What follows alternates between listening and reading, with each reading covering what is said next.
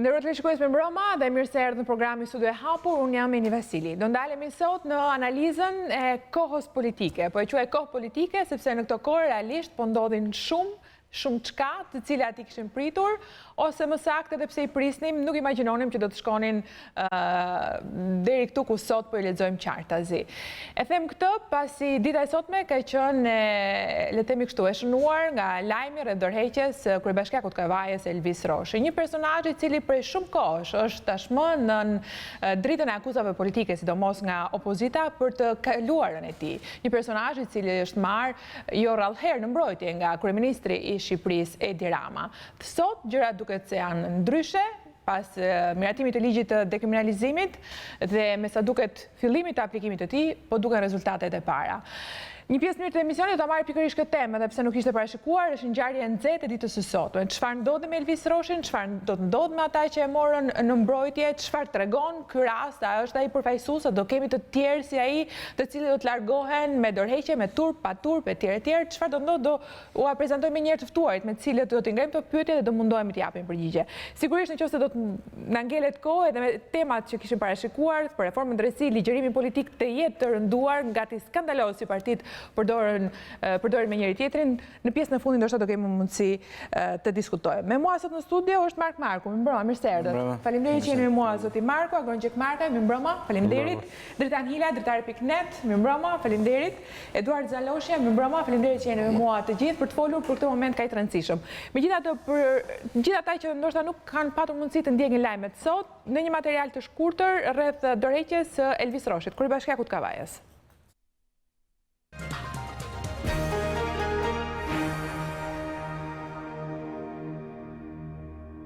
Kreu i Bashkisë së Kavajës Elvis Roshi në mënyrë krejt të papritur ka njoftuar përmes një statusi në Facebook dorëheqjen e tij nga ky post. Siç shkruan ai, vendimi nuk vjen për shkak të sulmeve, të cilat ai cilëson të pabaza nga ana e opozitës, po për shkak të një zhvillimi të papritur, për të cilin ai betohet se nuk dinte gjë, dhe se është vënë në dieni vetëm kohët e fundit nga avokatët e tij. Elvis Roshi rezulton i dënuar në Itali, në një moshë minorene në kohën kur kishte qenë refugjat në këtë vend. E vetmja gjë që mund të kujtoj është se na patën shoqëruar një herë në polici në Tuf, nga kampi, pas një sherrri të madh. Mua më ndan veç se isha minoren dhe kur më morën në pyetje nuk dija akoma as 5 fjalë italisht, por as kam qenë ndonjëherë në gjyq dhe as kam bërë ndonjë ditë burg për këtë dënim të dhënë nga një gjykat minorenësh që rezulton në kartelën time penale kur sapo kisha mbushur 16 vjeç. Ndërsa e cilëson këtë një të vërtet tronditse që i përket drejtësisë dhe jo politikës, Roshi thoset në këto kushte nuk mund të vazhdoj që detyrën. Prandaj unë nuk mund të vazhdoj që detyrën time si deri dje, përsa kohë pafajësia ime nuk është më një e vërtet e provuar ligjërisht përballë çdo shpifsi. E kam të pamundur të vazhdoj të kryej detyrën time si kryetari i Bashkisë së Kavajës, edhe sikur kundërshtarët e mi të mos e marrin vesh kurrë këtë informacion. Ai thot më tej se nuk ishte në dieni të dënimit, ndaj nuk e ka deklaruar atë në formularin e dekriminalizimit. Që në momentin kur ligji i dekriminalizimit hyri në fuqi, u lidha me avokatët e mi që të siguroja përgjigje me dokumenta ndaj çdo sulmi të Shqupit për jetën time në emigracion. Të gjitha dokumentat që mora nga të gjitha shtetet ku ka kaluar rruga ime e emigrimit provojnë qartësisht atë që un kam thënë. Asnjëherë i dënuar askund, përveç se i përzën si 10 mijëra shqiptar në vitet e parë të emigracionit për probleme dokumentash. Ndërsa sulmon Partinë Demokratike për akuzat e erpashershme në drejtim të tij, Roshi tha se ka detyrim të kërkoj falje vetëm qytetarëve të Kavajës që nuk i besuan shpifjet ndaj tij, por dhe kryeministri që i besoi detyrën. Por ai zotoi se do vijoj betejën për të gjetur drejtësinë. Roshi është sulmuar vazhdimisht nga Partia Demokratike, e cila e ka lidhur aktivitetin e tij me trafikun e drogës dhe prostitucionit, fakte të cilat sipas Partisë Demokratike, Roshi ka fshehur, madje është detyruar të ndryshojë dhe identitetin për t'u fshehur dhe drejtësisë.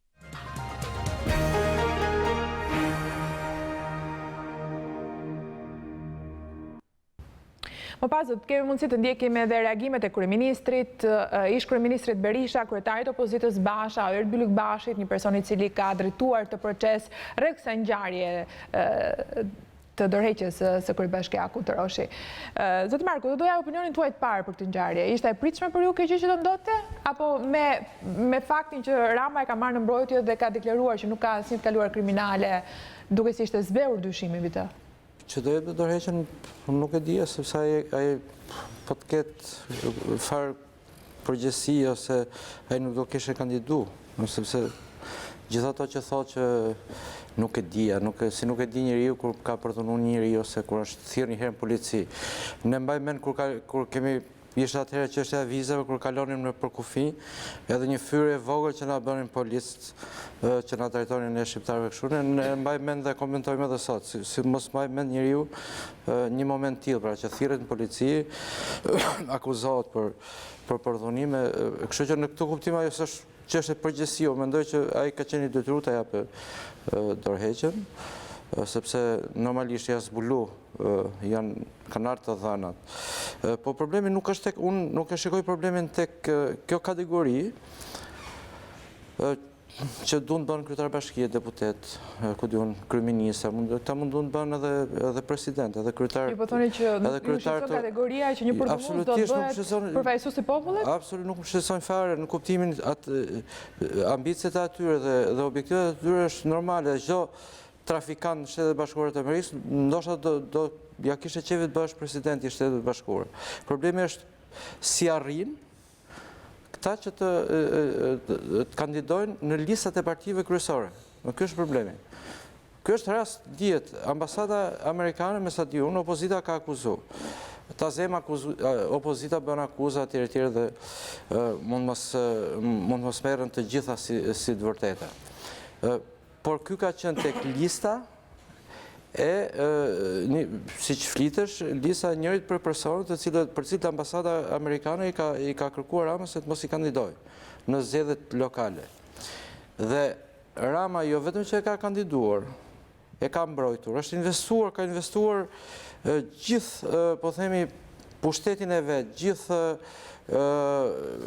talentin e vet oratorik, ka akuzuar opozitën, pra i ka bërë një mbrojtje personale. Ju mendoni që Rama ka qenë në dieni të këtij fakti, për sa kohë dhe vetë personi deklarohet që nuk ka qenë në dieni se ka qenë i dënuar. Edhe sikur mos ka qenë në dieni, se ajo nuk dihet, ka qenë apo s'ka qenë.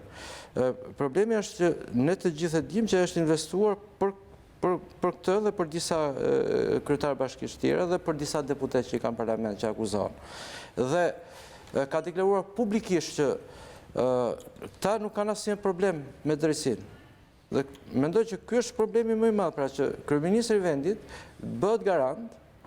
Unë po të ishte puna garant bëm vetëm për veten.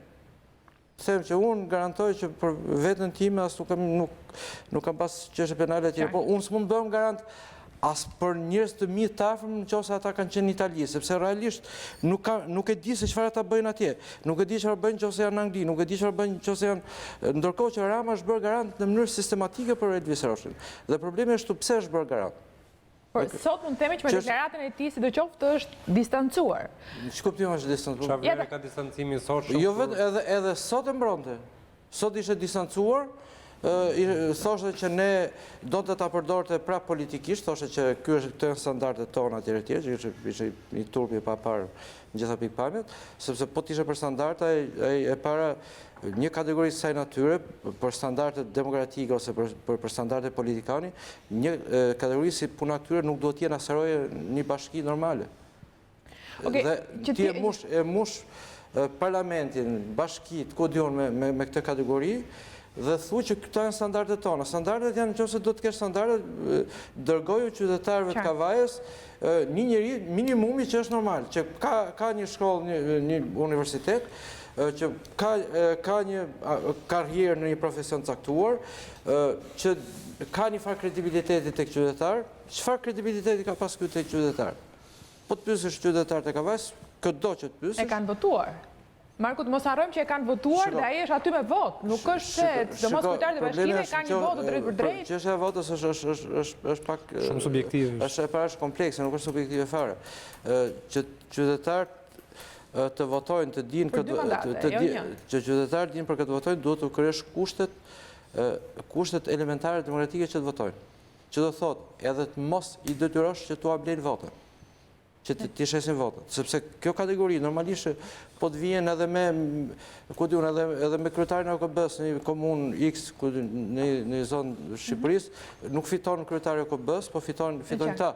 Kështu që pse se s'ka lojë demokratike, nuk ka rregull. E qartë, që t'jemi të qartë dhe mbi këtë lloj qartësie më pas të diskutojmë. Çfarë ka thënë Edi Rama sot rreth dorëheqjes së Elvis Roshit?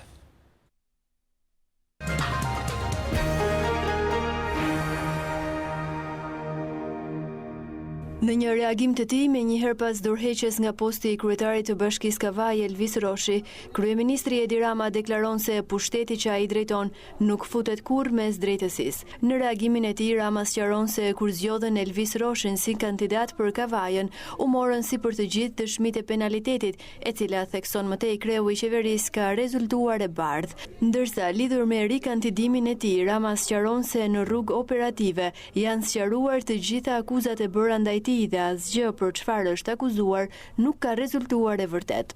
Por fatkeqësisht sot, një verifikim i thelluar ka nxjerrë në dritë një fakt deri tani krejt të panjohur dhe të papërfolur ndonjëherë për Elvis Roshin, për të cilin nuk është lënë gënjeshtër pa treguar. Elvis Roshi është dënuar në moshë të mitur në Itali nga gjykata e të miturve. Jam i keqardhur, por as pak i lëkundur në bindjen time se kur hyn në mes një problem me drejtësinë, vendimarrja s'ka si tjetë më asnjë ngjyrë tjetër përveç se bardhëzi.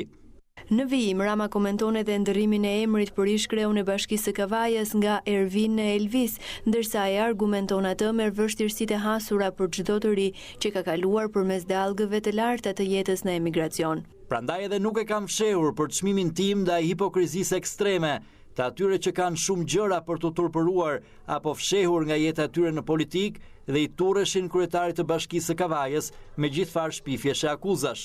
Ndërsa vlerëson me respekt punën e Elvis Roshit, Rama thot se nuk është as pak i lëkundur në bindjen e tij. Kam qenë dhe mbedem i prerë në këtë pikë. Fajsi nuk e caktojnë partitë, as mediat, po gjykatat. Gjithkush sulmohet me opinione kriminalizuese të pambështetura në fakte, po në shpifje meriton solidaritet. Ama gjithkush që ka një dënim gjykate me heqje lirie nuk e ka dot mbështetjen e Partisë Socialiste për të kandiduar për çfarëdo qoftë apo qëndruar në një detyrë publike që ka. Në vijim, kryeministri akuzon Partinë Demokratike sa i takon ligjit për dekriminalizimin, për të cilët thotë se tjetër thonë e tjetër bëjnë. Ndryshe nga partia përballë që tjetër thotë e tjetër bën me papastërtitë e hatashme që ka në grupin e saj parlamentar, deri edhe duke justifikuar shkeljen haptazi të ligjit të dekriminalizimit nga një deputet i saj, në familjen tonë politike nuk ka llafe përballë fakteve të provuara. Kush gjendet në shkelje të kësaj linje, as nuk mund ta marrë, as nuk mund ta mbajë një detyrë me mbështetjen tonë. Në përfundim, Rama thot se do të vazhdoj të mbështes me gjithë zemër projektin ambicios të rilindjes urbane të Kavajës.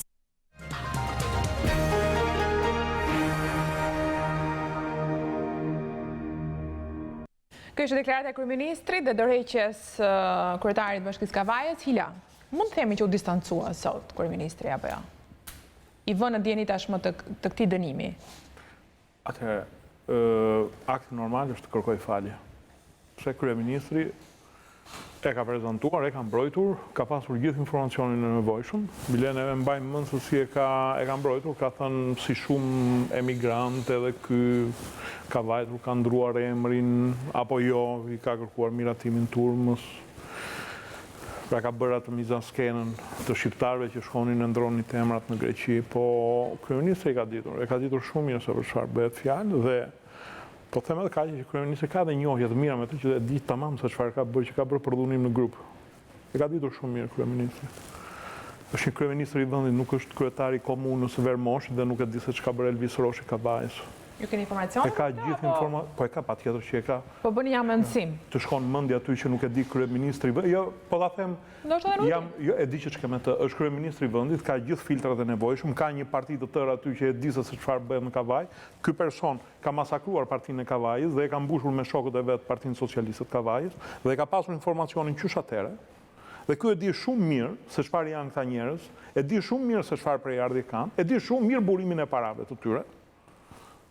Një kryeministër që e ka gjithë këtë informacion dhe ky informacion i shkoi me emër nga ambasada amerikane kur erdhi puna për kandidim.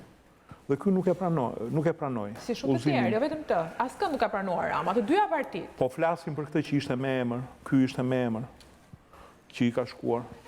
Dhe ky ka edhe të tjerë, lista ka qenë gjatë. Jo, po pra lista është e gjatë, po ky ka qenë ndërkryesor. Askush nuk reflektoi më sa detyroi ambasadorët të thoshin, të drejtoheshin popullit në atë kohë. Largoi dy. Largoi më pas. Dhe jemi duke folur për njëri i cili dihet ka probleme, preferoi ta mbronte. Mbase do ishte një çudi për neve shqiptarët që ky do ishte evliate, neve nuk e dinim që. Po tash kryeministri kërkonte ta konte falje, jo do bënte shejtan bullallajin edhe thonte ne jemi parti që distancohemi. Ti je një parti, mos e ngatro partinë me këtë, bën mirë mos ta ngatrosh partinë me këtë punë, sepse ke ca emra kriminalësh që janë investimi jot personal. Neve kemi thënë që një vit përpara këtu kemi qenë në këtë studio kur bëheshin zgjedhjet. Dhe kemi folur këtu. Jemi dëshmitar këtu, kur kemi dëshmitar njëri tjetrin, kur informacionin e kishim neve, që jemi gazetar, nuk ka pasur ai kryeministri i vendit, që ka gjithë shërbimet sekrete në dorë, që ka gjithë policinë e këtij vendi në dorë. Po ka shërbimet të tjerë, ka shërbimin e kontrollit të brendshëm, ka shërbimin e kontrollit të brendshëm, ka shërbimin e informacionit të ushtrisë, ka shërbimet aleate që ja bien informacionin në dorë.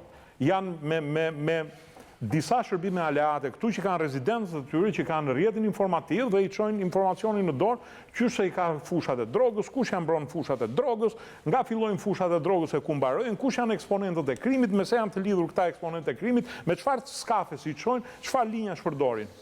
Që nuk e ditë ka kryeministër, me çfarë jemi duke folur të po bëjmë sikur vim nga një botë tjetër, neve dimë se çfarë ha komshiu, na vjen era e gjellës nga tubi e rimit, nuk e ditemi se çfarë bën eksponenti një qyteti, nuk e dimë neve se si qarkullojnë këta njerëz, kështu që e ka ditur shumë mirë. Po t'ishte kaq i qartë kjo gjë, do kishte dalë doja ta thoshën përpara këtë. Tani vetë Elvis Roshi thoshte unë nuk e dija. Askush më përpara nuk ka deklaruar në mënyrë të qartë, por doja ka akuzuar gjithkohon që ka një të kaluar kriminale, po jo qartë azi që është ky vendim në këtë datë, në këtë periudhë, për këtë arsye etj. Zonja Vasili, me PD-ja e parë punës, nuk po merremi fare me PD-n, pse merremi çka ka thënë PD-ja këtu në këtë moment. E kemi thënë neve këtu. E kemi thënë neve këtu. Neve s'kemi mundësi të shkojmë të bëjmë investigim. Ky ka të gjithë mundësitë sepse ka shërbimet aleate, ka prokurorinë, ka delegatë prokurorisë të Tiranës në prokurorinë e përgjithshme. Mund ta pyesë që nesër, do të thënë ky shtet nuk është akademi e arteve që funksionon në bazë të dëshirave. Ka shumë struktura që janë të lidhur me vendet perëndimore dhe ky mund ta merrte informacionin e vet brenda 24 orësh për këtë tipin. Që sot i dalka edhe thot, po neve jemi partia standarde, mos e ngatro fare, standardi është joti që e ka vendosur, nuk ka vendosur Partia Socialiste. Ky Partia Socialiste ja ka imponuar këto emra. Ja ka imponuar si shumë emra të tjerë, që do t'i dalin edhe më vonë, po problemi është që ky një forcë kryesore, e cila s'ka pasur ndonjëherë lidhje me krimin, po fillon dhe po i zmontohet tull më tull. Nuk ka lidhje Froku, nuk ka lidhje Prenga, nuk ka lidhje Roshi, po t'i dalin të gjithë. Në çfarë momenti politik jemi? Për mua problemi në fakt më shumë se sa Elvis Roshi është kryeministri i cili ka mbjellur kudo në mban Shqipërisë, qoftë në parlament, qoftë jashtë, ajo që tha zoti Hila. Nëse e kemi ndjekur gjatë gjithë kësaj kohe, kryeministri e ka mbrojtur në mënyrë sfiduese personazhin kryetarin e Bashkisë së Kavajës, e ka mbrojtur në misione të ndryshme televizive, ka mbrojtur në parlament. Madje ka mbrojtur në Kavaj duke thënë let vi kriminali me ironi, me shpoti duke tallur opozitën. Dhe sot në një farë mënyrë ai del dhe tall përsëri me shqiptarët dhe nuk kërkon falje. Duhet ishte njeriu sot, le të themi, më i dëshpëruar në këtë histori mbase është, por ama duhet ta shfaq që ta besojnë njerëzit paksa që ai nuk është kaq i përfshirë, por unë druaj që ai ka ditur të gjitha sepse është e pamundur të jesh kryeministër në një vend të vogël dhe mos kesh informacione qoftë nga ato që vinë me vesh, qoftë nga ato që vinë me shkresë.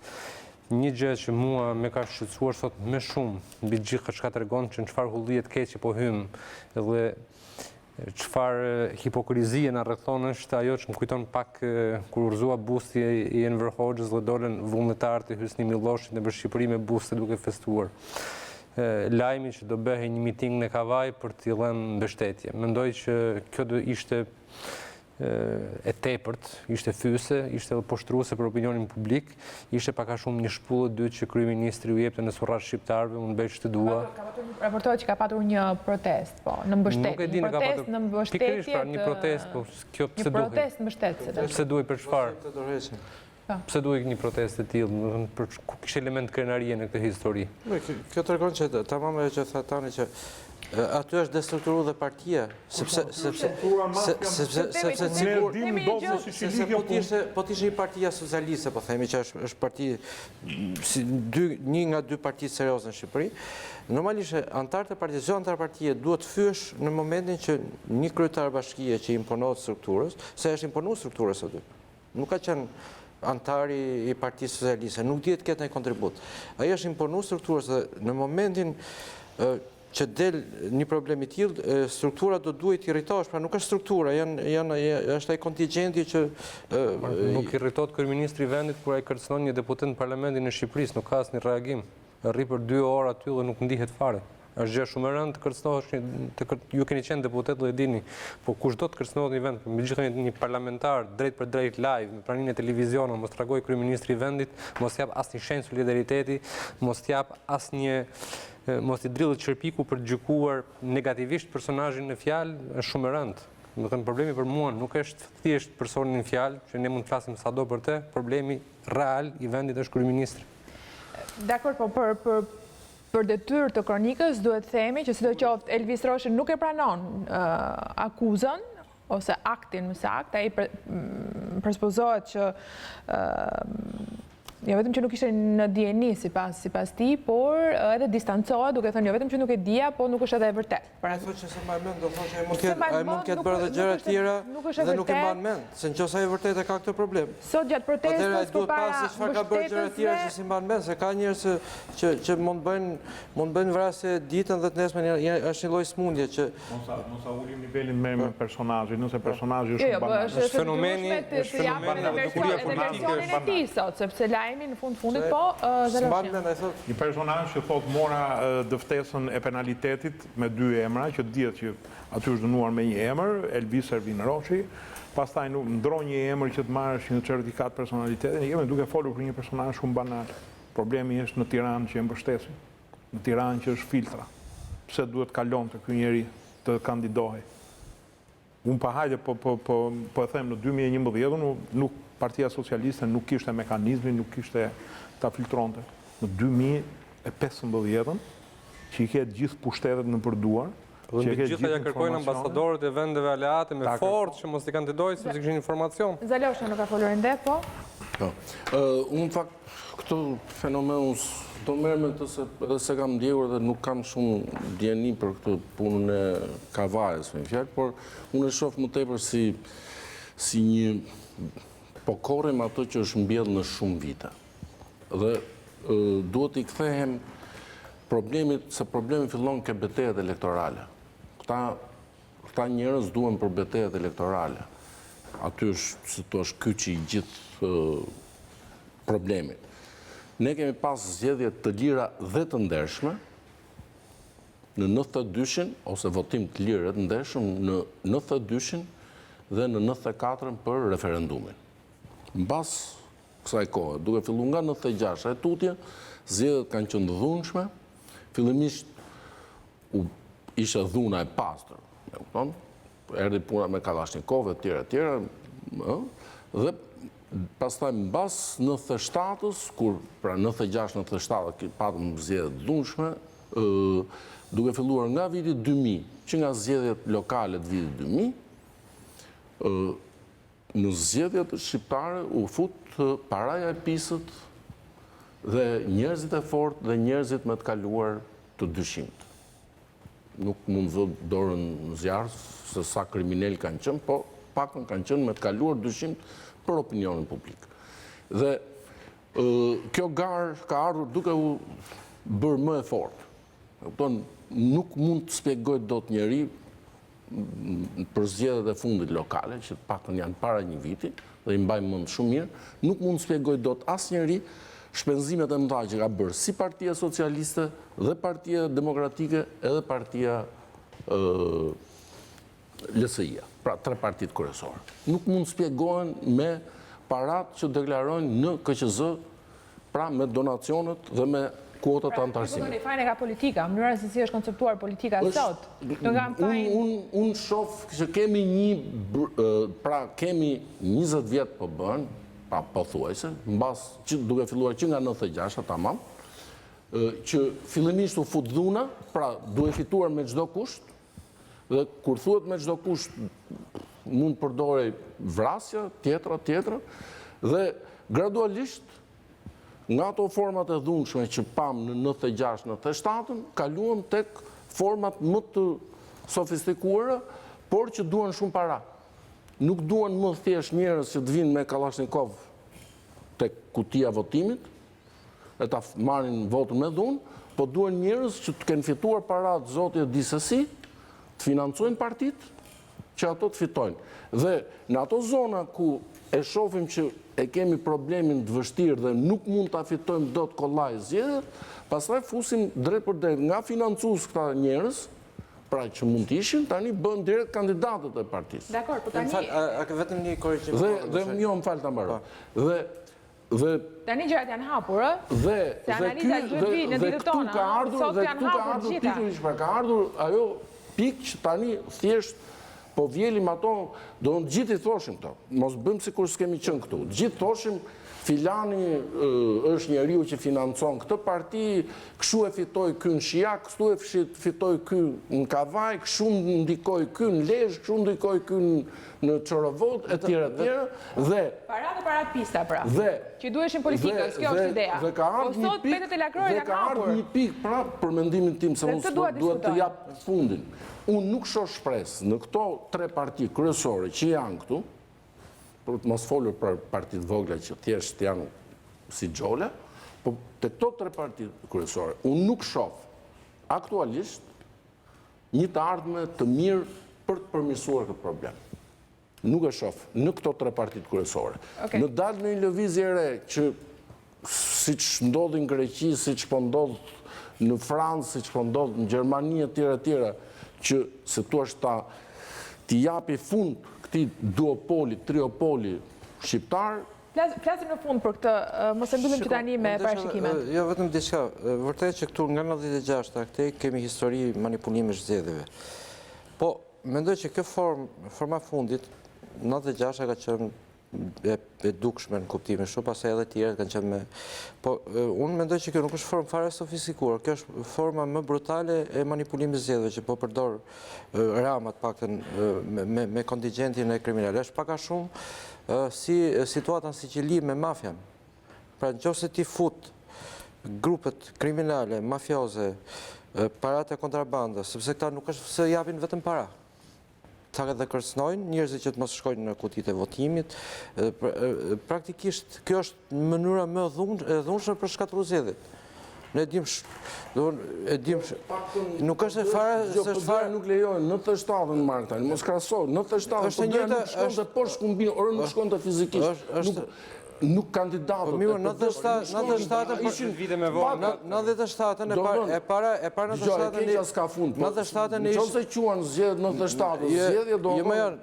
Jam plotësisht dakord. Unë po them as 96-ën, as 97-ën, as asnjë. Jo, 97-ën ishte. Po 97-ën. Po prapë, 97-ën ne ishim kushtet e një konflikti civil. Nuk ishe luftë civile e pasur, po secili kishte armë, kurse sot jemi në kushte tjera. Sot nuk... Një sekond. Unë po them që është i përmirësim krahasim kur e ndroni pushtetin me Kalashnikov. 95% e popullsisë sot nuk kanë armë, nuk kanë para, nuk merren me kontrabandë, kanë ato bindjet e veta politike, janë pozicionu, kanë vullnetin e tyre politik. Dhe janë i 5% i botës krimit, që janë fut dhe kanë prish gjithë lojën politike. Po them që këto grupe janë edhe më të rënda se për shembull blerja e votave që bën LSI-ja. Sepse në fundit e bën partia është shndruar në një lloj ndërmarrje që ka një kontratë shitje blerje ku diun interesash etj. Dhe në këtë kuptim prap jemi akoma në kufit e një lloj loje po themi politike. Tu ndryshon puna dhe këtë duhet ta kuptojmë seriozisht. Unë mendoj që ne jemi në një pikë jashtëzakonisht të rënd të demokracisë, do të thënë që në një moment janë fut grupet kriminale në lojë, të cilat diktojnë, kanë përfaqësuesit e vet. Por po dalin. A mund të themi që po dalin? Jo, nuk po dalin, absolutisht nuk po dalin, sepse janë efektet, mund të quhen efektet e para të dekriminalizimit? Unë mendoj që nuk janë efekte fare, sepse ti heq një bandit dhe një trafikant dhe vjen një trafikant tjetër. Mund mos jetë kandidat për deputet, ose mund mos jetë kandidat por ai punon në ASB. Ndoshta egzageroj me shqetësimin, po me çfarë shikoj unë, ne jemi në një moment shumë delikat. Pra, këtu rrezikohet që vetëm mos ketë zgjedhje, po themi normale, por këtu zgjedhjet mos kenë natyrë politike. Pra të humbi natyrën e vet politike, që do thotë ka një ofertë elektorale, ka një program, ka disa përfaqësues, fiton pushtetin, pastaj ti testosh përmes pushtetit dhe kjo të reflektohet ose në fitoren e tjetër ose në humbin tjetër. Tu prishet sistemi demokratik, nuk rrezikon stabiliteti i vendit, sistemi demokratik, partitë politike dalin jashtë loje, vullneti politik vlerësohet. Kanë rështoj, po unë jam i bindur që socialist të Kavajës, ata që janë, nuk miratojnë, nuk do votonin dhe nuk do pranonin të kishin një, po themi, përfaqësues tyrin, i cili qoftë edhe përflitet. Ashtu sikur se jam i bindur edhe antarët e PD-s, ata që janë, po themi që shkojnë aty për një lloj vullneti politik, nuk do donin që të kishin një të korruptuar aty, një trafikant ose... Nuk jam shumë dakord me Markun në fakt në këtë pikë, sepse mendoj që një problem të madh moral e ka dhe shoqëria e cila në një farë mënyrë ka ulur korrizën dhe partitë politike kanë hipur në shpinë. Por edhe partitë politike janë produkt i shoqërisë. Çfarë po ndodh? Dhe në paktën në anët e mia, mbaj mend që dikur, mbaj mend ma kanë treguar që njerëzit për të marrë mend shkonin o tek prifti, o tek mësuesi. Tani shkojnë tek ai që është më cubi dhe më i forti për të zgjidhur hallu dhe për të marrë mend. Pra ka një degradim të shoqërisë, ka një morale që në Kavajë, nëse shoqëria do të reagonte, Partia Socialiste e Kavajës, ajo tradicionale do të reagonte, mos ta pranonte, Edi Rama nuk do ta kishte të lehtë për ta impostuar. Pikrisht, për faktin që nuk pyeten duhet të reagojnë. Po të kishe shoqëri të fortë, nuk jep të votat, le ta vinte Edi Rama. Partia Socialiste e Kavajës duhet të kishte thënë Edi Ramës ti nuk e sill dot këtë sepse ne të bojkotojmë. Por nuk kanë patur këtë kurajo, do të thënë të kenë një alternativë të përbashkët shoqëror ai grup politik i Kavajës për të reaguar në ai personin në fjalë. E shkriu komplet. Agra. Si? E shkriu komplet sepse me statutin e Partisë Socialiste, siç janë bërë zgjedhjet tash për shembull, shumë veta i habit si ka mundësi që Ben Blushi mori vetëm 6 vota në 1500 delegat. Patjetër që merren në momentin që partia vepron si repart ushtarak. Partia po i blen individet, blen grupet. Të shpjegoj historinë. Në momentin që kryetari i partisë vete dhe komandon drejtuesit e organizatave, këta drejtuesit e organizatave, aq më tepër kur janë pushtet, janë që të gjithë të punësuar dhe që të gjithë të komanduar nga komisarët e tyre politikë, ka një degradim shoqëror. Do të shkruaj përshtypje që me politik, ai që është intelektual, ai që është profesor, ai që është i ndershëm nuk mund të merret sepse nuk është politika për njerëzit e ndershëm, për njerëzit e ditur. O do të jesh horr, o do të jesh i fortë që kombinosh kërcënimin me blerjen, është e vetmja mënyrë për të bërë politikë në Shqipëri. Si funksionon në realitet. Mentaliteti i përgjithshëm është njerëzit e ditur, njerëzit e urtë rrinë me njancë se janë për politikë, politika është në duart e horrave. Kjo është degradim shoqëror. Në Kavajë dhe Partinë Socialiste, Edi Rama mbas 2009-s e ka komanduar në mënyrë të tillë. Çoi njerëzit e vet, e spastroi dhe kjo nuk është faj Partisë Socialiste. Elvis Roshi nuk përfaqëson Partinë Socialiste, përfaqëson një strukturë, një klan të njerëzve të Ramës. Kuptojnë në diktaturë. Nuk ka sepse i ka rrahur në pallat të sistemin tillë që njerëzit i bindeshin gjithë me aparatin represiv, po në demokraci ti binden gjithë Edi Ramës, një parti të dorëzohet në duart e një personi, privatizohet. Është dorëzuar në dorë të Sali Berishës. Të shkojë qoftë tek Sali Berisha, qoftë kushdo, është problemi i madh i shoqërisë shqiptare dorëzimi. Përballë individëve të caktuar. Flasin sa njerëz. Kjo totalitarizëm nën pluralizëm. Megjithatë unë e di pse jam optimist, sepse kanë dalë 6 vetra kundra në një kohë që në një kohë që në Itali, Marku e di, vetëm 10 edhe ti e di se ke studiuar në Itali. 13 profesor. 10 profesor dolin kundra që në firmosën. Sa? 13. 13, më fal. 13 dolin kundra. Prap ka një lloj shpresë, Po ta friksosh. Po ti shkatrosh demokraci. Normalisht që atrofizohet një shoqëri. Kjo ka ndodhur në Itali dhe në Gjermani dhe edhe Hitleri me vota erdhi në pushtet. Kalojmë një hapësirë publicitare dhe rikthehemi të komentojmë ende ngjarjen e rëndë të ditës së sotme, dorëheqjen e Kryebashkiakut Kavajës. Ngjarje e rëndë për shkak të arsyes sepse u detyrua Kryebashkiaku Kavajës të jap dorëheqjen, për shkak se ishte dënuar për një krim shumë të shëmtuar.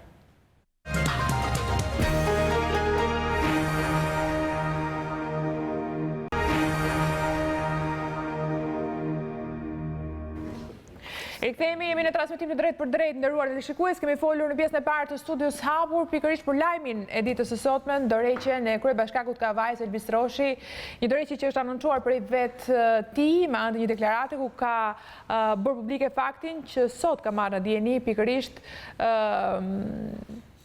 një dënim të shumë vite më parë, të vitit 92 në mos gaboj, në Itali, për një krim shumë të shëmtuar, për të cilit ai vetë distancohet dhe sipas disa portaleve, gjatë një proteste që është zhvilluar sot pasdite, pikërisht në Kavaj, një protestë mbështetëse për zotin Roshi, një mbështetje që ka ardhur nga Partia Socialiste e Kavajës dhe votuesit e tij. Ai ka deklaruar pikërisht që do t'i rikthehet edhe njerë çështjes në Itali, pra do të shkojë edhe njerë para drejtësisë dhe pasi të vërtetohet pafajësia e tij, ai do të rikandidojë në Kavaj. Do të rikandidojë në kryet bashkisë Kavajës dhe vazhdojë betejën ligjore në Itali, ka thënë Kryebashkiaku Roshi.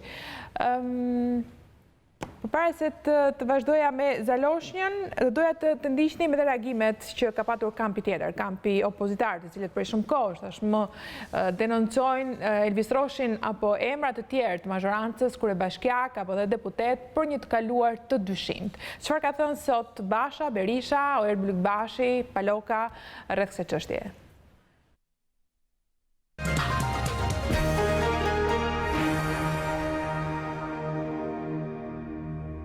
Pas dorëheqjes së kryetarit të Bashkisë së Kavajës, ish kryeministri Sali Berisha deklaroi se atë e mori me vete emri Ervin, me të cilin që dënuar. Ai më pas shtron pyetje nëse Edin do ta marrë më vete emri Edvin, duke i bërë thirrje kryeministrit të shpjegohet publikisht për motivet e maskimit të tij me ndryshimin e emrit nga Edvin në Edi. Në lidhje me dorëheqjen e Elvis Roshit, nënkryetari i Partisë Demokratike Edi Paloka i referohet dëshmisë së penalitetit që është publikuar sot, e ardhur nga Ministria e Drejtësisë italiane, sipas të cilës Elvis Roshi është dënuar për përdhunim. Referuar protestës para Bashkisë së Kavajës në mbështetje të ish-kryetarit, ai shprehet se Edi Rama i thot socialistëve të dalin të mbrojnë përdhunuesin. Erbil Bashi, i cili udhëhoqi procesin e dekriminalizimit, shkruan se prova madhore e fitores së kauzës së Partisë Demokratike erdhi sot, kur Elvis Ervin Roshi dha dorëheqjen, i detyruar nga ligji i dekriminalizimit. Ai shkruan, Rama të pres se nuk ka parë ende asgjë. Shpejt do të dalë në shesh një dënim në Zvicër për trafik droge. Radhën për dorëheqje e kanë të tjerë. Turp.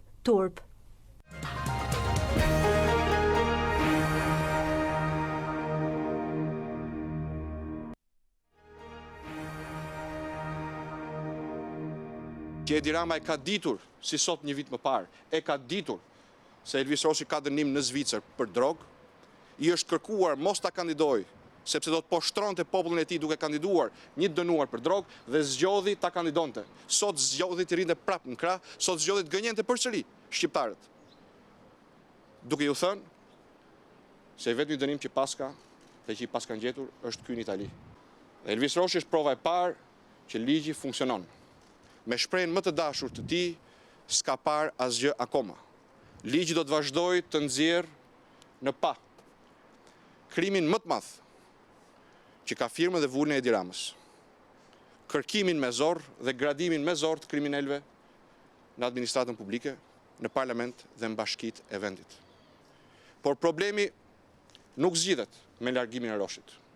Ky duhet largohet.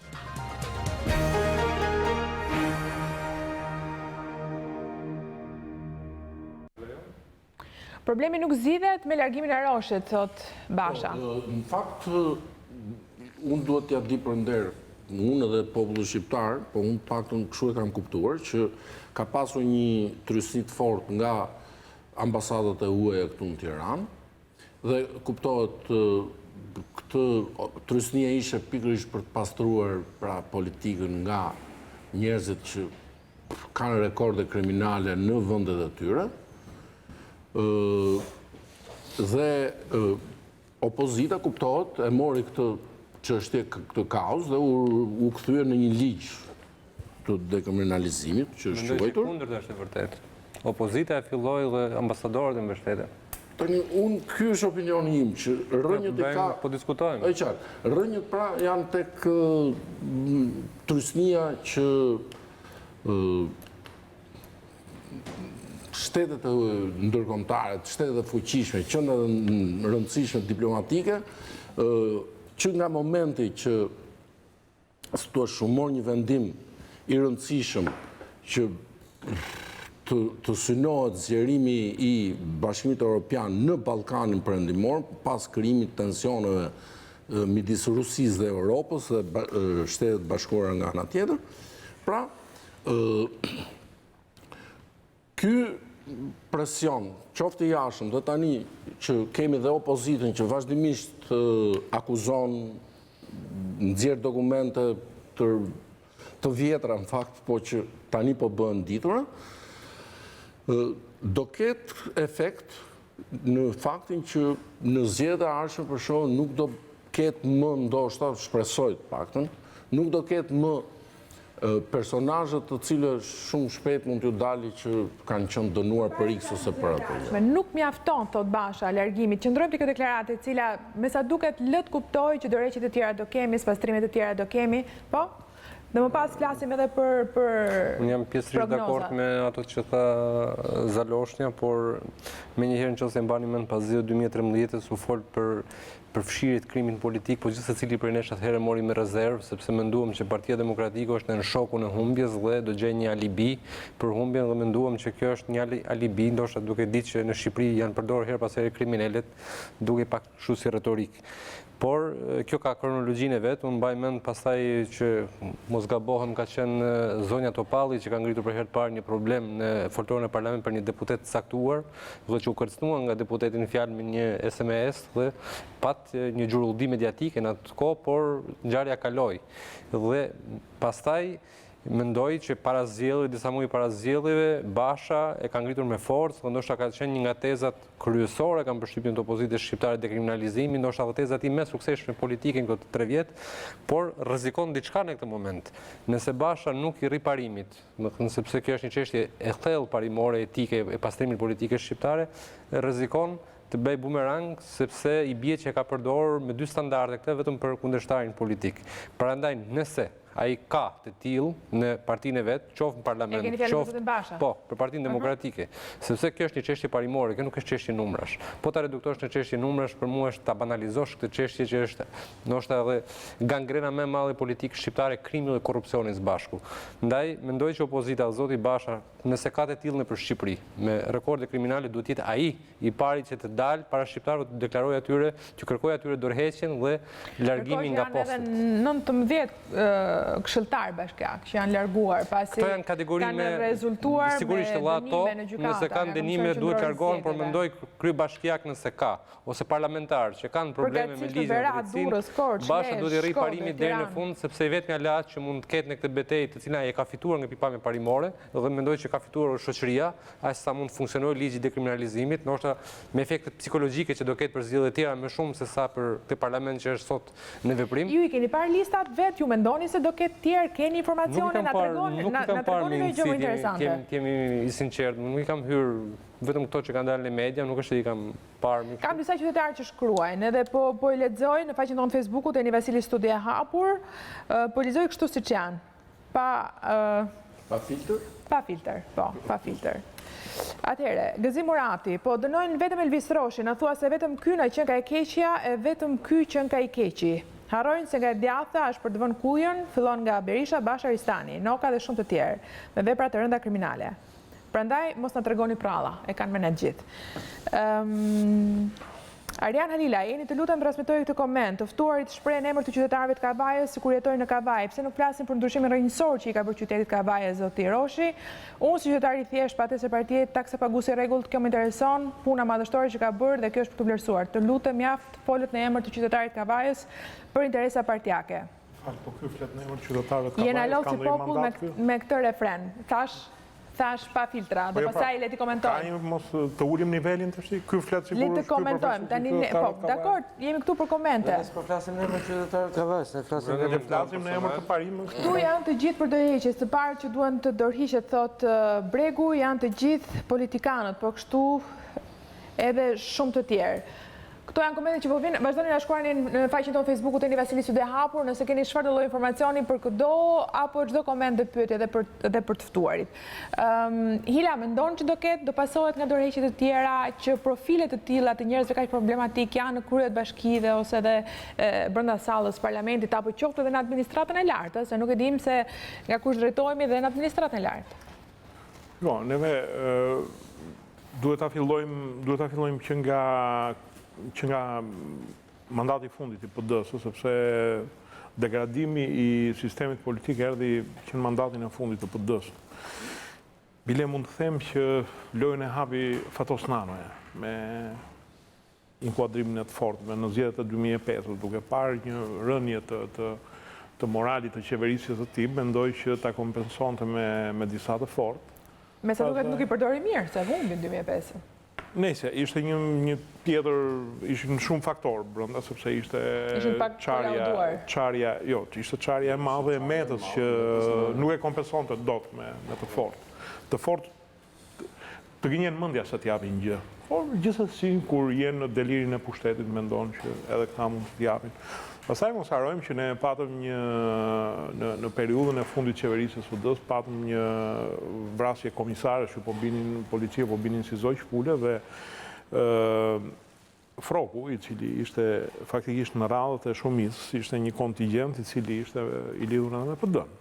Mos harrojmë që flamon janë fotografitë që Flamon Noka në atë kohë ministri i Rendit e ka takuar vëllezërit Froku. Këta të dysh janë të akuzuar për vrasje sot dhe ndiqen në Belgjik. Pra kishte filluar po degeneron të sistemi. Edi Rama ka përgjegjësinë e madhe se si forcë e re që duhet mbarte një frymë të re, futi këta element kriminal. A ka të tjerë? Ne e dim shumë mirë që ka të tjerë. Nëse nuk janë të dënuar për vrasje të kryera direkt në dorën e tyre, megjithëse ka të tillë që dyshohen që janë organizatorë të rrjeteve kriminale. Dhe patjetër që neve duhet të fillojmë të jemi më kërkues ndaj politikës. Ndoshta këta nuk ka ligj që i zë, por duhet të krijojmë filtra, duhet i bëjmë presion kryetarëve. Për shembull, unë mendoj që mbas sot, në një shoqëri normale perëndimore, Edi Rama nuk do kishte më fytyrë të kërkonte le të themi ti mbështeste me fjalën e tij, të më thoni më besoni mua te ky kandidat. Jo. U bën disa që në ata më besoni mua, u votuan dhe pësoj fiasko. Në një vënd me standarte perëndimore, kryetari i partisë dhe i qeverisë do kërkonte falje, do bënte një hap mbrapa. Nëse i dalin të tjerë, ky ka një problem të madh me 2017. Personalisht mendoj që në një shoqëri prapë perëndimore, normale, demokratike, do kërkonte dorëheqjen, nuk do rikandidonte më për kryeministër, do kërkonte falje, të vazhdonte udhën e vet Partia Socialiste. A do të mund ta bëj? Jo, sepse gjithë ky krim i mbartur në parlament dhe në pushtetin lokal tregon që nuk është një rastësi që i ka shfutuar filtrit e Edi Ramës, tregon që Edi Ramës i pëlqen kjo lloj plaçke. Dhe nuk do ta kemi një diçka të tillë. Atëherë mbetet që të reagojmë neve si shoqëri. Të reagojmë neve si shoqëri, mos merremi me qytetet e lyera, sepse nuk jemi Gardalina që do jetojmë nëpër fasadat e pallateve. Jemi qytetarë që të cilët nuk mund të pretendojmë që do zhvillohet ekonomia, do ecë përpara Shqipëria, në qoftë se qeverisemi nga të inkriminuar. Momenti më i rrezikshëm ka shumë sa të duash bota, kur krimi i rrugës vendos diktaturën e vet. Dhe janë momente ku mund të humbin edhe kombe, mos na duket ndonjë çudi e madhe, ka ndodhur për botë. Kush është sugjerimi se që të jemi të qartë, çfarë duhet bëjnë qytetarët? Të votojnë, bojkotojnë zgjedhjet, të bojkotojnë klasën politike. Bojkoti është një tërheqje përpara zgjedhjeve. Unë e kam konsideruar gjithmonë një frikë përpara zgjedhjeve. Domethënë ti ke frikë të marrësh një vendim dhe të rriqesh. Së pari, qytetarët duhet ta asimilojnë këtë pilulë të hidhur që u dha Rama, këtë pabesi që u bëri Rama, duke ju dhën një skot të tërë kriminalësh që ta votonin. Dakor, se sot kemi akuza nga të dyja palët, më fal Hila, që edhe Rama thot standardi Partisë Demokratike është standard tjetër ka Rama le të merret me partinë e vet, në qoftë se do që të njerëzit nuk janë budallë, njerëzit gjykojnë. Partia Demokratike, unë e thash, ka gjunat e veta pra. Këtë degenerime ka filluar Partia Demokratike në mandatin e vet të fundit. Drejtorët e lartë të policisë së saj janë fotografuar duke rënë çiftelistë me vrasës, të cilët më vonë u bën deputetë e Partisë Socialiste dhe janë sot në gjykim nga drejtësia belge. Pra përgjegjësia të dy partitë më mëdha, njerëzit duhet bëjnë, këtë duhet besojnë, këtë duhet votojnë. Atëherë, duhet gjenerojnë 1 minutë. Ta përtypim këtë, ka 1 muaj kohë, 2 muaj kohë, dhe do ketë edhe 1 vit derisa të vinë zgjedhjet e reja. Mbase do ketë alternativat e reja politike, mbase vetë partit, nuk e di, mbase të qojnë në PSE dhe i thonë Edi Ramës, turbe faqezet, i këti, sepse do të marrim neve në dorë. Nuk ka për të ndodhur. Ata 6 deputetët që kanë votuar për Blushit. Le të presim. Okej. Për pos batutës dhe mënyrës se si funksionojnë në fund fare sot partit politike, që janë thuajse one man show, edhe partit perëndimore janë pak a shumë kështu, pra, ku autoriteti liderit njifet thuajse në mënyrë absolute. Zoti Marku, duhet ju pyes, flasim sot, neve na është bërë ndoshta dhe normale, se tashmë po e bëjmë për ditë, po flasim për kryebashkiak të dënuar për përdhunim.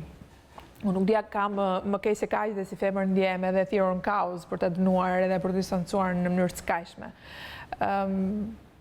Por të tjerë, me të kaluar kriminale, trafik droge, vrasje, pra për dënime kapitale, ekstreme, jemi pa rrugë zgjidhje?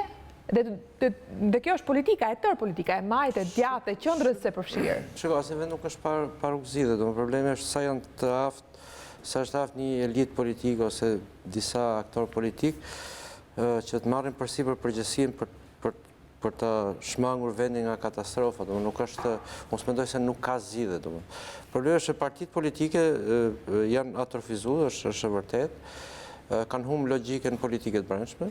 Nuk funksionojnë si parti politike, janë si agjensi interesash, pastra, ku kryetari i biznesit është kryetari i partisë, dhe kjo pasaj e para i destrukturon parti që janë themelë, dhe se ne nuk merrim shumë pak me mënyrën si funksionojnë partitë shqiptare. Unë mendoj që deformimi i demokracisë fillon së pari nga partitë, se partitë janë kolonat e demokracisë, pra mbajnë sistemin pluripartiak. Aty e para mund të ketë lëvizje të brendshme. Gjë që me mënyrën si janë strukturuar partitë tona, unë e shoh pak të vështirë. Mund të ketë lëvizje jashtë partive. S'është të thënë që historia politikës evropiane të këtyre 50-60 vjetëve është mbushme me parti që janë krijuar, që kanë jetuar, kemi demokristjanë në Itali. Kanë mbajtur sistemin 50 vjet, kanë mbajtur Italinë, kanë kontribut të jashtëzakonshëm, kanë bërë fuqinë e 6 ekonomike të botës, kanë mbajtur në perëndim, kanë luajtur një rol moderatori brenda në një vend ku mund binte pre një konflikti civile, thoshte Kosiga, që problemi kryesor ka qenë që ta mbaj, mos ta bëj luftën e ftohtë, luftën ngrohtë në Itali, domethënë ideja mos shpërthej Italia për shkak përplasjes dy fuqive të nda, superfuqive. Pra, mund vinë lëvizje që i nxjerrë shloje gjithë sistemin, nëse sistemi partit politik nuk do reagojnë, normalisht do krijohen forca tjera shoqërore apo politika, apo që do i spostojnë, nuk është kur arrin situata në këtë pikë. Kështu që ka në këtë pikë thotë që realisht nuk kemi zgjedhje, pra qytetarët shqiptar nuk kanë një zgjedhje puritaniste. Diku është mirimi jonë. Mirimi jonë është që ne po diskutojmë sot, mbas 25 vjetëve, 26 vjetëve demokraci, diskutojmë a duhen fut njerëz të dënuar apo jo në parlament, a duhet përfaqësuar politikisht. Ky është degradimi më i madh se fakti që ne diskutojmë për këtë, pra duhet të jetë një kriminal, një trafikant në parlament, apo duhet të jetë kryetar bashkie. Ne duhet të diskutojmë sot, a kemi ne strukturat të mjaftueshme dhe kemi një, po themi, përsosje sistemi që pengon edhe korrupsionin minimal. Problemi ata janë kriminal dhe vrasin ose presin ose përdhunojnë, po krimi është edhe abuzimi me pushtetin. Pra, një ministër që vjedh fondet publike është paq kriminal se ai. Dhe ne kemi deleguar në këtë pikë. Ajo është pothuajse e falshme tashmë përpara këtyre dënimeve kapitaleve të cilat po përballemi. Do ishte një lloj sikur diskutohesh mirë të vjetin sa të vrasin. Sistem burgjesh, a duhet të jetë i burgosur roja i burgut. Pra, kjo që ndonë krahun këne është fat për ata që vjellin, se vjellin qetë. Ne kemi Sa do ironike dhe skandaloze të duket, po. Unë them që problemi është vërtet është skandaloz në kuptimin që ne diskutojmë gjëra të tilla. Por unë nuk mendoj që nuk ekzistojnë mundësi që duke lëviz, duhet lëvizin njerëzit, se për ndryshe unë mendoj që nëse nuk ka lëvizje, nëse nuk ka vetëdijsim, nëse nuk ka një lloj sinergjie, forca, disa forcave që nuk e pranojnë këtë realitet. Nëse themi kjo s'bëhet, po Jo, ti kërkon një emër partie sot për sot. Jo, nuk po kërkoj. Kërkoj një prognozë kur të na çojë në një situatë pak më të mirë, kur mbizotron errësira për sa kohë të dyja partitë. Për të njëjtën gjë akuzojnë njëra tjetrën, dyja partitë e mëdha dhe kemi një politikë polarizuese. Po ti më ndërpreve. Jo, ta mbarojmë atë, kërkoj ndjes.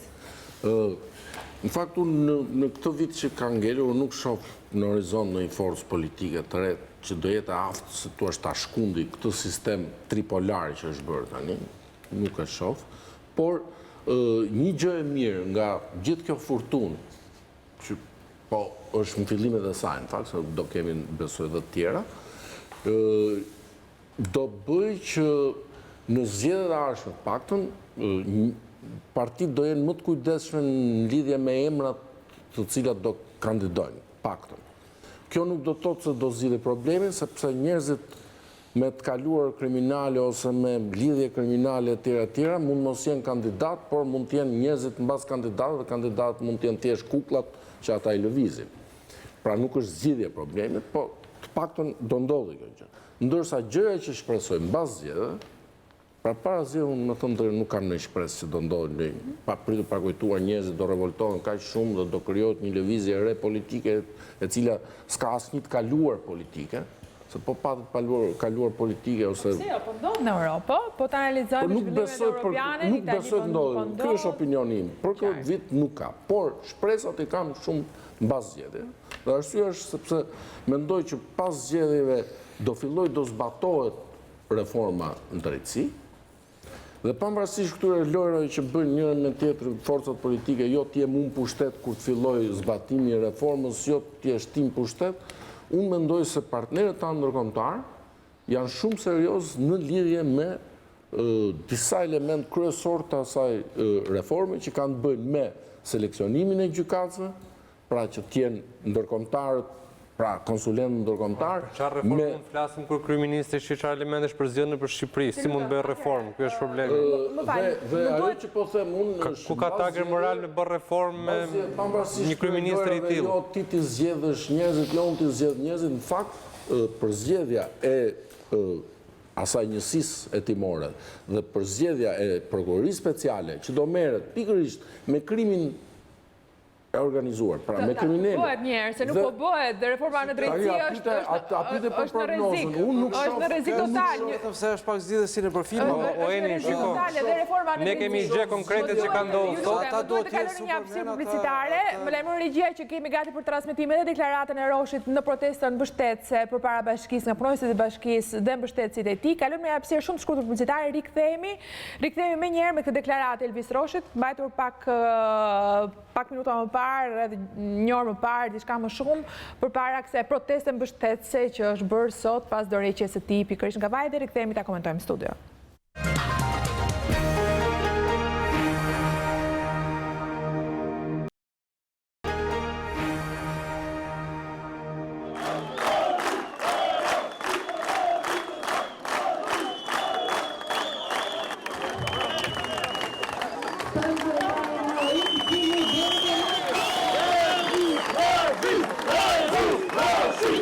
Vetëm një gjë ju them dhe garantoj që Elvis Roshin do ta keni kryetar bashkie prap. Vetëm një gjë ju them që Elvis Roshi të merron Berishën, të merron Bashën, sepse Elvis Roshi ka mbështetjen e Kavajës. Vetëm një gjë ju them që Kavaja me Bashë me Elvis Roshin është me Zotin dhe ne do fitojmë betejën.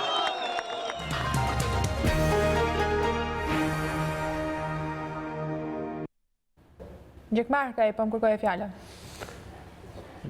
Kjo ishte fjala, pjesë nga fjala e Elvis Roshit që ka mbajtur sot pas dite përpara mbështetësve të tij në Kavaj. Ndoshta mbas e prisja që zotëria të kërkonte ndjes një farë mënyrë për deklarimet që ka bërë në formularët e tillë, gjente të kishte një fjalor tjetër sot përballë asaj turme, kuptohet që emocionet bëjnë pjesën e vet, krenaria lënduar e tjera, por mendoj me lënduar duhet ndihet shoqëria në këtë rast se sa individi. Individin fjalë që është ish kryetari i bashkisë. Por, me sa duket, përsëri unë e kthej çështjen tek reagimi i kryeministit që më duket ende më shqetësues se sa reagimi, unë kuptoj gjendjen emocionale, edhe në një farë mënyrë ai do të mbrohet, do të flasë ashtu siç di dhe siç mendon, por kryeministri i vendit në deklaratën që ju bëri sot shqiptarëve, në vend që të kërkonte falje, sepse ka deklaruar, ka vënë dorën në zjarr që personi nuk ka precedent penal etj. Bëri një tautologji të mirë, të turpshme për mendimin tim. Dhe që mos përsërisim. Nëse kishte ndonjë koment rreth asaj që Hila. Mua më duket shqetësuese për shoqërinë ai lloj mitingu, domethënë. Më duket ka një lloj kriminalizimi, jemi mësuar me të keqen, si duket. Shumë problematika ata njerëz që dalin aty dhe nuk di, mua më mendoj që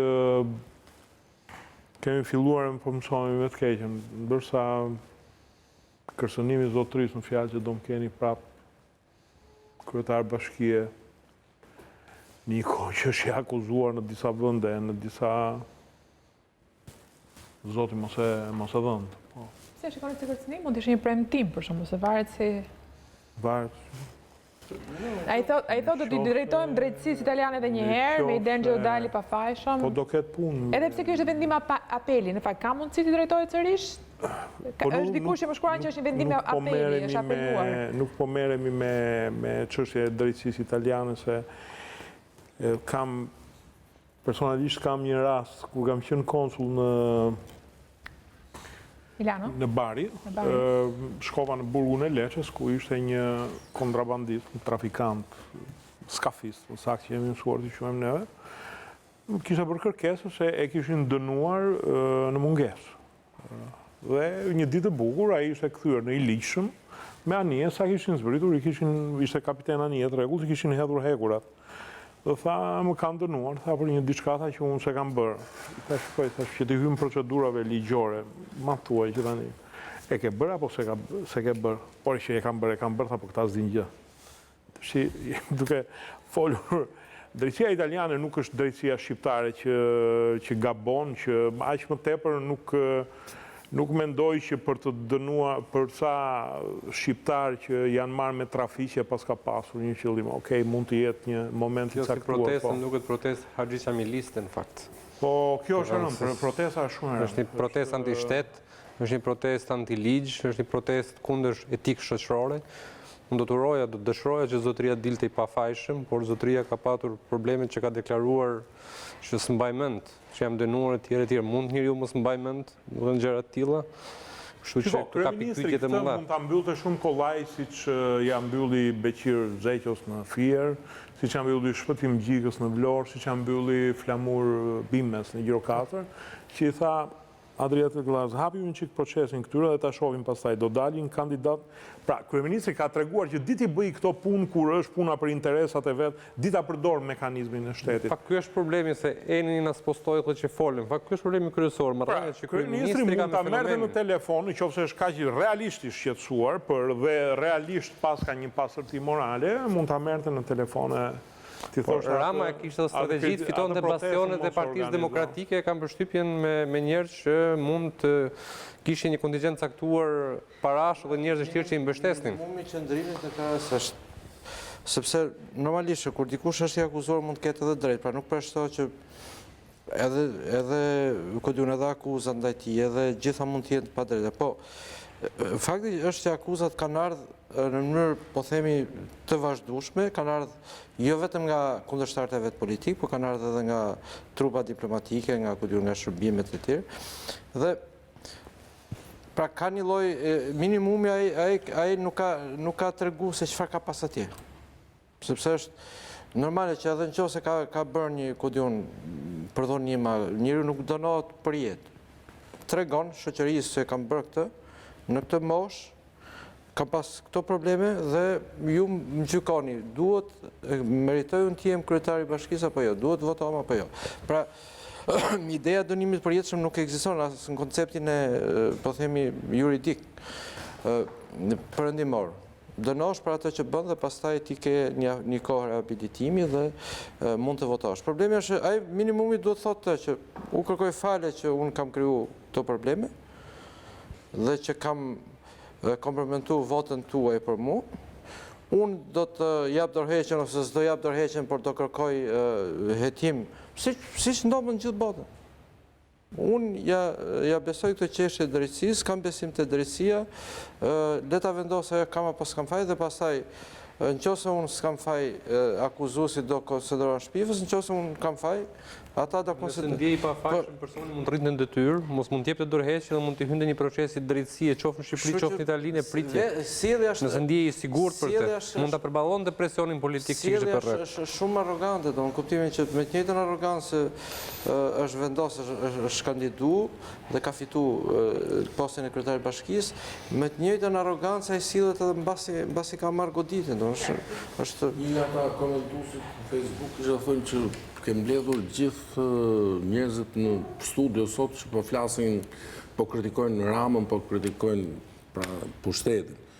Po, në fakt, skenat atilla të bënë vetvetiu që ta kritikosh, sepse Rama, si kryetari i Partisë Socialiste, dhe si një parti që tani ka shumë pushtet, qoftë Partia Demokratike, qoftë Partia Socialiste, dy partit kryesore, me ndryshimet që u bën, sidomos në vitin 2008 kushtetut, ku ata praktikisht përcaktojnë kush kandidon, është thjesht vullneti i parit partisë, dhe ka një përgjegjësi shumë të madhe, sepse ishte kollaj që të ndryshojë kushtetutën dhe të merrje përsipër si thua që të bëjë një listë të mbyllur dhe përcaktojnë kush do jetë kandidat këtu e atje, por ajo ka dhe një përgjegjësi.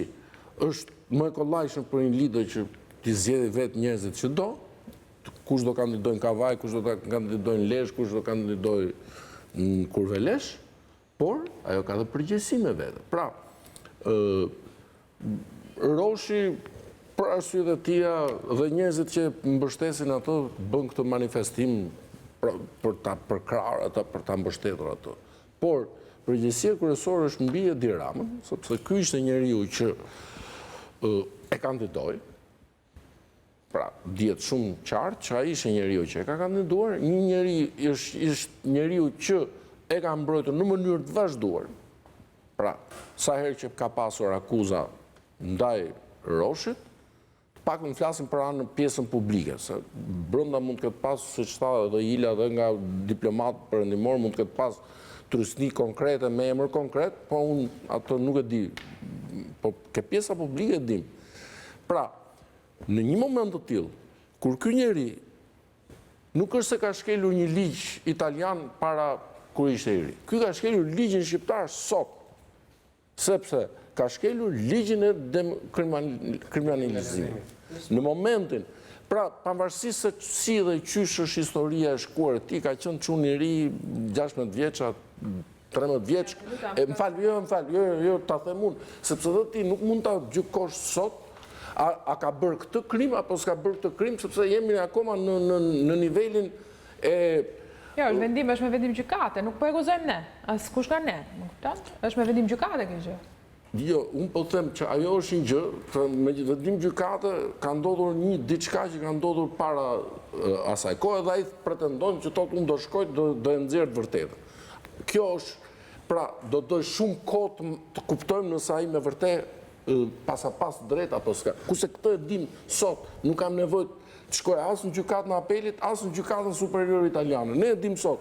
Ky njeri ka shkelur ligjin shqiptar sot. Para një javë, 10 ditë, sa ishte koha, ai ka dorëzuar një formular ku ka gënjur. Sipas si nuk e ka ditur. Po të kishe thënë ka gënjur. Jam dënuar, por nuk ka qytetar. Ai ligji thotë, kujdes kur e plotson atë formular. Ligji thot, kujdes kur e plotëson atë formular, sepse në qofse vërtetohet që nuk e treguar një shkelje sado të vogël që përmbahet në ligj, ti dënohesh nuk e di se sa. Nuk dënohesh për atë çfarë ke bërë, po dënohesh pse ti nuk tregon çfarë ke bërë. Kjo. Pastaj është tjetër punë se ai mund të shkojë te zoti e di mund të ketë avokat aftë dhe si mund të ketë qytetar italian. Po supozoj nuk e di historinë atje se çfarë ka ndodhur realisht, por fakti që është dënuar, do të thonë që nuk dënohet kot një minoren në Itali, është rast i rrallë. Po, nëse nuk e para si mund të është dënuar, nuk e ka marrë vesh dhe nuk e di asnjë prej familjes tij. Dikush e merr vesh dënimin, ka një avokat që mbron çështjen, edhe nëse nuk e ke avokat personal, ka avokat shteti që pra praktikisht ajo dihet, po ta them se nuk e dinte. Problemi është e vazhdon prapë thotë. Ne që dim si funksionon mekanizmi i pushtetit. E kemi shumë të qartë. Më duket si mund të thuhet njerëzit që materiali në ky vet ka qenë në dieni. Po si mund të thuhet njerëzit ka qenë në dieni dhe PS-ja, ka qenë në dieni dhe PD-ja, dhe PS-ja duke pasur frikë se mos ka plas PD-ja më kështu. I ka kërkuar që jep dorëheqjen e ta mbyllin këtë punë. Ky është një material që ka qarkulluar. Që shkruan, doja të dija mendimin e të ftuarve në studio. A është nevojshme që të rishikohen të gjitha çështjet e pushuara për akuzat të ndryshme ndaj politikanëve dhe punonjësve në administrat, pasi dihet se pushohen çështjet për njerëz me para? Është Arben Polisi që shkruan në Facebookun ton Eni Vasili Studio e Hapur. Marrë shkasën kjo pyetje për të ndërfutur edhe argumentin e fundit. Ligji i dekriminalizimit sidoqoftë duket se po i jep disa rezultate. Këto, nëse mund të quajmë, janë rezultatet para. Por ka edhe një teori tjetër që në fund fare ky ligj dënon dhe identifikon njerëz me shkruar kriminale, por jo politikanë që kanë bërë krime politike. A është i paplot ky ligj dhe a duhet bërë një ligj tjetër për të hetuar edhe politikanët në jetën e tyre politike, Marku? Ligjet ekzistojnë për korrupsionin, nuk ka nevojë të bësh ligje të tjera. Nëse dikuri këtu nëse duan të hetojnë korrupsionin kanë shumë thjesht. Futat e kodin fiskal për gjithë qytetarët, ku ti deklaron gjithçka dhe duhet të justifikosh, duhet deklarosh pasurinë dhe të ardhurën, siç deklarojnë edhe politikanët e kanë më kollaj. Verifiko pasurinë, aty ku nuk korrespondon pasuria me paratë që ka fituar me punë, me postet që ka pasur ose me punë ose me kështu. Kush ta bëj? Po është ligji është. Praktikisht ligji është, por nuk zbatohet. Pra, po duhesh ti dënosh ti këdo që ka pas një post. Jo, ligj plot, por ky është ligj shumë i saktë. Ti bën deklarimin e të ardhurave, të fitimeve, kujtun pasurive, dhe ndërkohë që për një pjesë, ka një kategori që thonë jemi marrë me biznese, kanë pas të aktivitete, po janë një kategori, kujtun si puna ime, për si puna jonë këtu, që kemi marrë edhe si 80% e politikanëve, që e kanë të rrogën përcaktuar, sepse dje sa ka qenë rroga 94, sa ka qenë 97, sa ka qenë 2007, sa ka qenë... Dhe ndërkohë që kanë shumë pasuri që nuk u përputhet me rrogën. Bëju krahasimin dhe fut në burg ose... Deri nuk ka qenë interes politik, Fakti që ligjet janë, por nuk zbatohen, ka qenë arsye kryesore, pse Shtetet Bashkuara të Amerikës dhe Bashkimi Evropian dhe Gjermania në veçanti kanë këmbgulur që të bëhet një reformë në drejtësi e ngjashme është bërë në disa vende dhe ka dhënë rezultat në hemisferën perëndimore ku Amerika ka qenë kryesore, është bërë në Guatemala, po bëhet tani në Honduras, një version i ngjashëm me reformën tonë është bërë në Rumani, në Kroaci, po bëhet në Bullgari, pra ka shembuj që duke krijuar struktura të reja me ndihmën e shteteve që kanë një kulturë shumë të vjetër juridike dhe penale, ekziston mundësia pra që këto ligje që janë kundër korrupsionit, këto ligje që janë kundër krimit të organizuar, të zbatohen, sepse deri tani 25 vjet ne jemi shumë të ndërgjegjshëm. I kemi dhe, në fakt edhe i kemi dhe në lagje ndonjëherë, njerëz të cilët, siç tha Marko, kanë pas vetëm një rrogë, dim që kanë një rrogë modeste, po kanë apartamente super luksoze, kanë makina super luksoze. Bile kur na kalojnë, themi, po pritë nga i mori, nga i gjeti kjo. Makina, që quhen këto, slona. Së 500 euro këto. Po protesta e deputetëve për mziu, nëse moralshme më pyetni qytetarët. Me makinën tim të ku i gjeti ky një? Falë, si ishte pyetja? Po të në gjithat veri. Të po ndisja Zaloshin? Po protesta e deputetëve për mziu, në është e moralshme më pyet një qytetar, si për nënvizuar dhe njëra të që thamë që përgjegjësia është të gjitha palëve politike për mendoj që nëse i apo jo? besojmë sadopak referenca mbi drejtësinë, rasti nuk rri, sepse rasti mos gaboi kryetarit Bashkisë Kamës doli pafajshëm nga vendimi i gjykatës apelit. Kështu që në momentin që gjykata është pafajshëm, është i pafajshëm. Gjykata apelit e nxorrit pafajshëm. Kështu që nuk është e njëjta gjë, nuk rri krahasimi. Ila? Ai shqisoj si ne të pesë. Politikën e inkriminuar brenda vetes. Politika përpastrohet nga njerëz që si identitete kam patur një të kaluar kriminale, por vetë politika kur të pastrohet. Nga krimet si politik. Unë mendoj që nuk është një çështje që mund të zgjidhet me një të rënd të shpatës, ose po presim të gjithë këtë byron kombëtare të hetimit si Mesia, si njëri që ai prokurori special do zgjidhë këtë poçaqie, këtë llumë që është bërë këtu. Unë personalisht jam për atë rrugën e gjatë të reformimit të shoqërisë nga brenda. Ndoshta presioni i madh i ndërkombëtarëve duhet të ishte ndryshimi i ligjit zgjedhor, që do krijonte mundësinë e forcave të reja politike dhe qoftë edhe të kandidatëve të pavarur politik. Nga do fillonte reformimi i politikës, i klasës politike shqiptare, dhe kjo klasë politike shqiptare do harrinte që të bënte një sistem gjyqësor vërtet të pavarur, i cili do funksiononte. Neve kërkojmë të marrim shembull nga Kroacia dhe nga Rumania, për shkritje kemi ne me Kroacinë e me Rumaninë, ato janë shtete që njohin të drejtën romake të paktën 100 sa vjet para nesh. Për shumë, një falë që të nërprejo, se e kam bezdit të mbërës. Jo, ishe i referenës falë për atë që përmënda unë. Guatemala dhe Honduras janë obori pasëm i Shtetet e Bashkuara dhe kanë një lloj tjetër qasje e Shtetet e Bashkuara në sistemin politik të këtyre. Dhe kanë arrestu presidentin në Presidenti, ministri brendshëm. E kanë arrestu me Marinsa. Po pra, jemi duke folur për oborin e vrapur të Shtetet e Bashkuara. Jo, puna është se kanë qenë prokurorët Amerikan ndihmës, konsulet. Nuk mund të angatrojmë, do të thënë, një Shqipëri e cila është në mes të Europës ku e tjera me oborin e pasëm Shtetet Bashkuara. Po, unë doja të përfundoja rrjedhën logjike të kësaj. Se neve kërkojmë vërtet që të bëhet, por kjo reformë në drejtësi. Për shklidhje kemi ne me Kroacinë. Kroacia është një kulturë e mitël të Europës. Ka një kulturë që vjen nga perandoria austro-hungareze, kur edhe mbreti ishte mbret, po ishte një sistem gjyqësor i cili e dënonte mbretin. Si i tha ai Mulligjiu, kur Frederiku i Prusisë i tha, shikoj, i tha se do të mbyll mullirin, ka mbret këtu, i tha, po ka edhe gjykatës në Berlin, i tha, dhe shofi mama mbyll do të mullirin. Pra, është një ngjarje reale dhe po flasim për këtë lloj kulture. Ndërsa neve vim nga kultura levantine, që është një përzierje e otomanëve me Bizantin. Atëherë e cila do jetë kjo?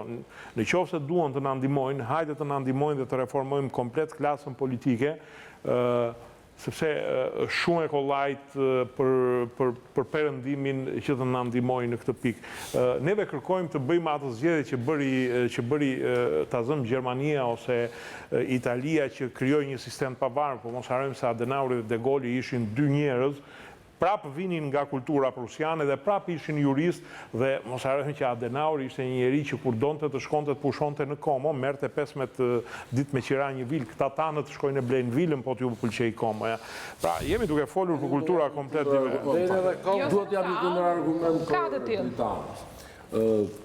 Kroacia është tjetër histori, Bosnja. Me Bosnjën nuk mund të themi që jemi shumë të ndryshëm.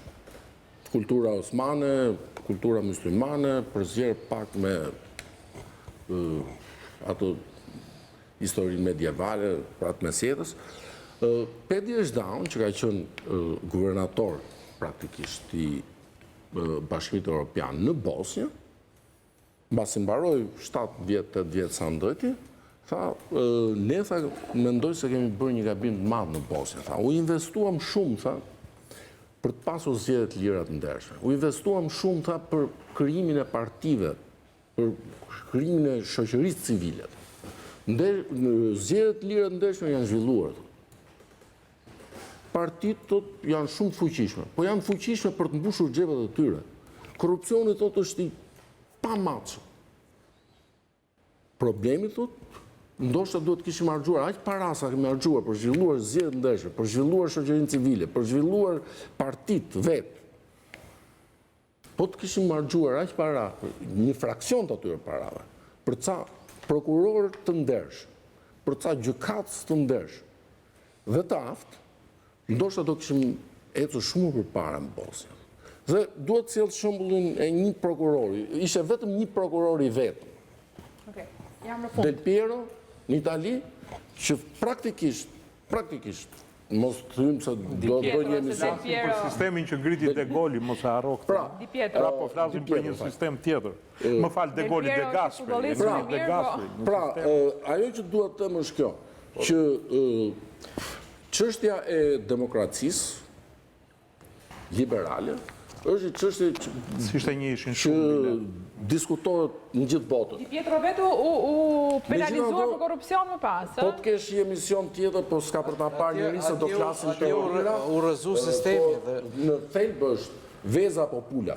Në këtë histori gjithmonë është veza, t'ja nisim nga veza. Pra, t'ja nisim nga partitë politike, zgjedhjet lira të ndershme janë bërë shumë. Po korrupsioni vazhdon në Amerikën Latine, korrupsioni nuk ka pretenduar njëri që s'janë bërë zgjedhje lira të ndershme. Shiko, zgjedhje lira të ndershme janë po korrupsioni ka vazhduar. Janë gjë themelore një sistem zoti Zaloshti. Pa to nuk bën dot asgjë. Problemet tona kryesore burojnë nga cënimi i zgjedhjeve të tjera të ndershme në Shqipëri. Kush është gjykatës? Dhe tani kemi një problem tjetër, meqenëse kemi atë raport me botën e krimit. Kush do t'i fusë? Bota e krimit hyn në parlament, bëhet pjesë e shtetit dhe e ligjit, pjesë edhe e reformave nëse do, dhe pikërisht kjo botë e krimit cakton edhe prokurorët dhe gjykatësit përmes këtij reforme që miraton parlamentin. Dhe do jetë gjë e merren që ekziston. Kush do t'i fusin burg ata kriminalët që po na vinë në parlament? Kush do jenë ata? Kush do jenë ata prokurorë? Këta prokurorë që kemi nuk e bëjnë. Këta gjykatë që kemi nuk e bëjnë. Po cilët? Ku do i marrim? Dhe gjithë problemi është që, dhe ky është një problem sa gjithë jeta e botës. Ja u 2 milion prokurorëve dhe ta shohim. Problemi është duhet të gjejmë një sistem drejtësie. Ky ka filluar para 2000 vjetësh, ka filluar para që në Greqinë e lashtë. Pra, duhet t'i japim më rëndësi atij gjykatësit, apo t'i japim rëndësi politikanit, se rrotullohet si duhet. Një pyetje që s'ka gjetur përgjigje akoma, batuta e fundit Hila. Se nuk ka më minuta. Një sistem gjyqësor, një shtet ligjor ka funksionuar kur s'ka pasur edhe zgjedhje fare. Kurse një shtet ku ka zgjedhje, Anglia para 300 vjetësh në Angli 5% e popullsisë votonte. Mos marrim një shtet. O zot, janë krahasime që s'na ndihmojnë fare për t'u qasë realitetit shqiptar sot, mendoj unë.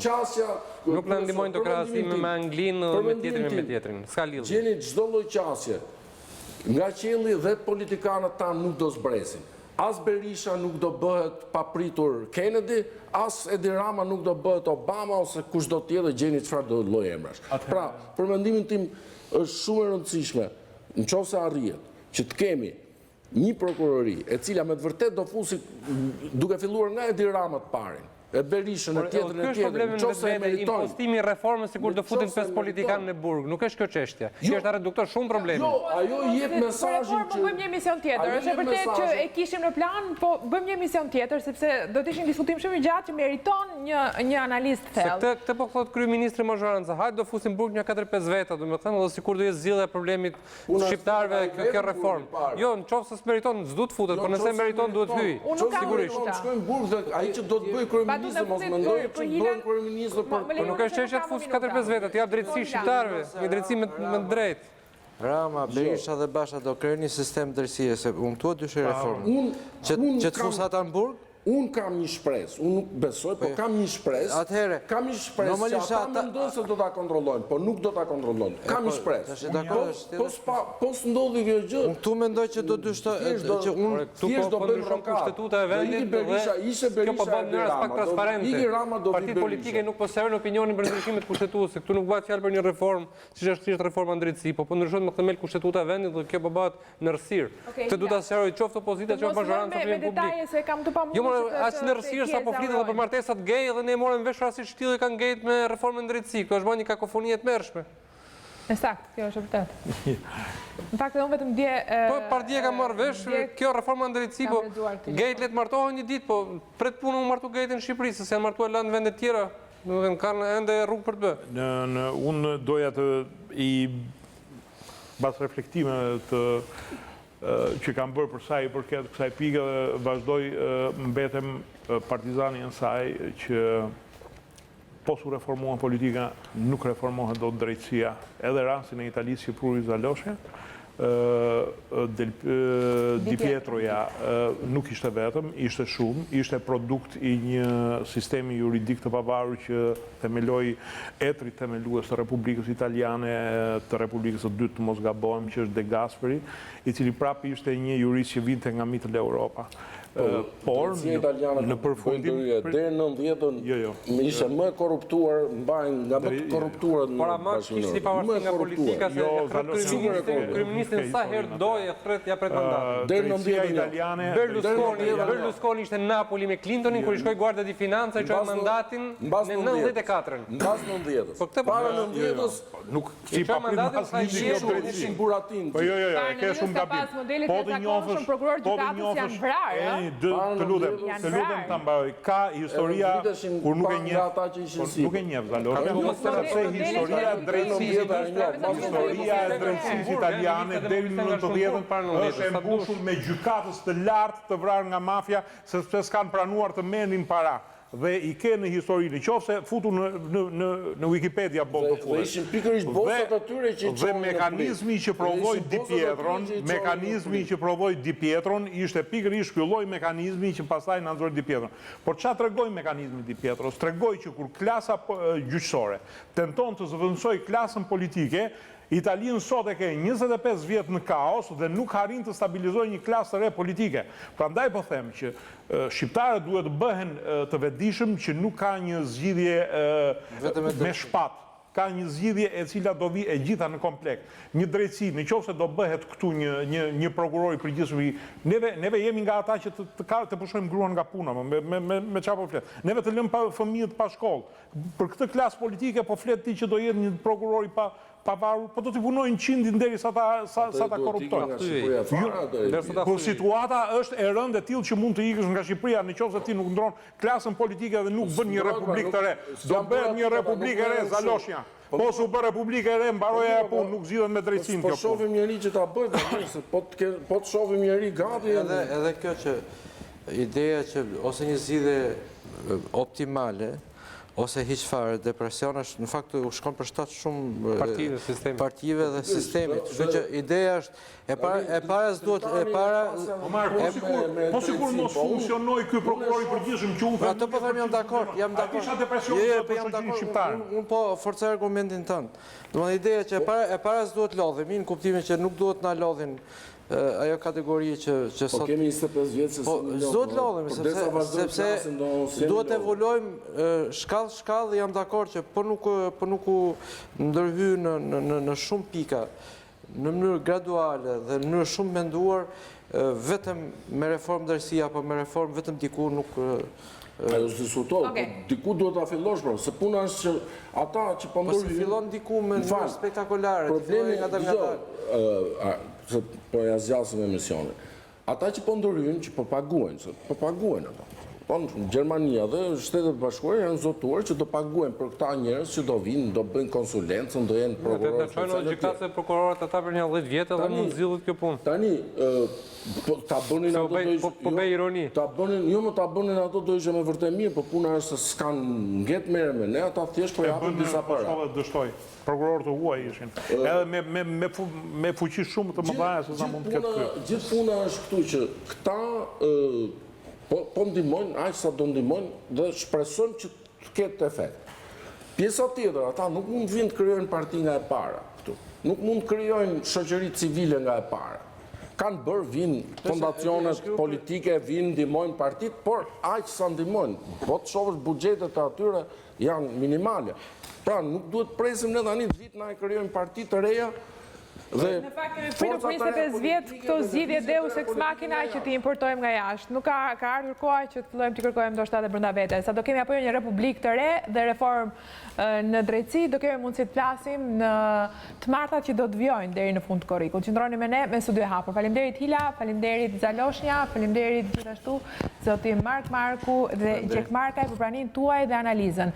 Në mbyllje të emisionit në disa minuta nuk pata mundësi gjatë emisionit të ndërfusja, një material të Olanta Bojës rreth profilit të Elvis Roshit, si erdhi dhe si u largua nga skena politike dhe drejtimit vendor, drejtimit pikërisht të Kavajës. Kjo është tema kryesore e bisedës së sotme.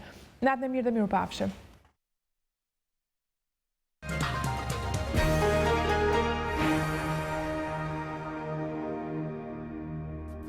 Elvis Roshi nuk është më kryetari i Bashkisë së Kavajës. Ai njoftoi dorëheqjen dhe arsyet e saj në rrjetin social Facebook. Avokatët e mi më kanë informuar se e papritur dhe pakujtuar rezultoi të jem dënuar si minoren. I bie të jem dënuar pa dijenin time në Itali në kohën kur isha ende në kampin e refugjatëve. Kjo është e vërteta tronditse që sapo ka marrë dieni. Faktikisht, pa e ditur këtë dënim, s'kam pasur si ta deklaroj. Ndërsa pasi jam vënë në dieni, kjo për mua është bërë një çështje që i përket drejtësisë, jo politikës. Prandaj, unë nuk mund të vazhdoj qetë detyrën time si deri dje, përsa pafajësia ime nuk është më një e vërtet e provuar ligjerisht përballë çdo shpifsi. E kam të pamundur të vazhdoj të kryej detyrën time si kryetari i Bashkisë së Kavajës, dhe sikur kundërshtarët e mi të mos e merrnin vesh kurrë këtë informacion. Elvis Roshi hyri në politik në vitin 2011. Edi Rama e zgjodhi kandidat për Bashkinë e Kavajës. Fitoria e tij ishte një surprizë. Pas 20 vitesh, një zonë që votonte historikisht djathtas e kaloi pushtetin vendor në drejtimin e të majtëve. Cili do që është për të mirën e Kavajës është miku im, e miku Kavajës. Cili do që nuk është për Kavajën, edhe ne jemi kundra.